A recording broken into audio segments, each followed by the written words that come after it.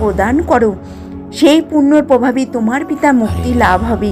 মুনির কথা শোনার পর রাজা নিজ গৃহে ফিরে এলেন। সেই পবিত্র তিথির আবির্ভাবে তিনি স্ত্রী পুত্র সহ যথাবিধি মোক্ষদা একাদশীর ব্রত পালন করলেন। ব্রতের পুণ্যফল পিতার উদ্দেশ্যে প্রদান করলেন।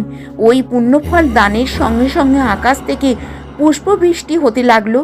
হে পুত্র, তোমার মঙ্গল হোক।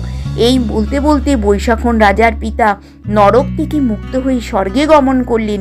হে মহারাজ যুধিষ্ঠির, সেই ব্যক্তি মঙ্গলদায়িনী মোক্ষদা একাদশীর ব্রত পালন করে তার অনন্ত পাপ বিনষ্ট হয় এবং মৃত্যুর পর মুক্তি লাভ করে। এই ব্রতের পুণ্য সংখ্যা আমি জানি না, চিন্তামণির মতন এই ব্রতটি আমার অত্যন্ত প্রিয়। এই ব্রতর কথা যিনি পাঠ করেন এবং শ্রবণ করেন উভয়ের বাজপেয় যজ্ঞের পুণ্য ফল লাভ হয়।